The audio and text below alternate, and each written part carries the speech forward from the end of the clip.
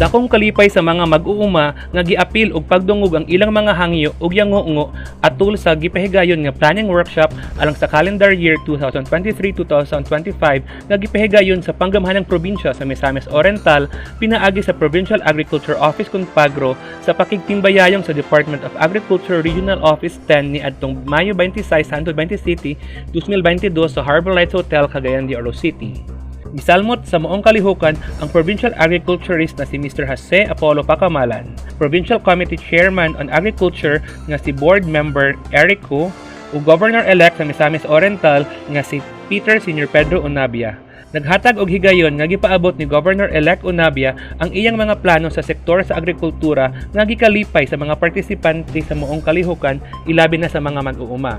Pasalamaton jud kay mi nga inaana ang iyang gugma bitaw sir sa amoa sa mga mag-uuma nya pasalig pud siya nga tabangan mi niya sa pag nga mabaligya ang produkto og taas-taas kay mo may among gipaabot sa iya nga nibaba gyud kay ang presyo sa mga palaliton.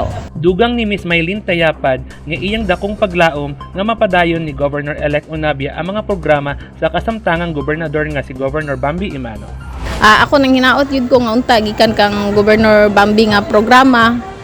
Pasalamaton ko nga nakita mi gyud namo nga dako duha ka kamot si Governor Onabia nga modawat sa mga mag-uuma nga mapadayon ako na sa nakita gyud nako iya man gyud ipadayon ni Gobernador Pedro Onabia ang mga pag-cater sa mag-uuma og Gikalipay sa panggamhanang probinsya sa Misamis Oriental nga bukas ang palad sa mga mag-uuma nga mudawat sa amahan sa panginabuhian para sa galaumang padayon nga kalambuan sa tibok probinsya sa Misamis Oriental.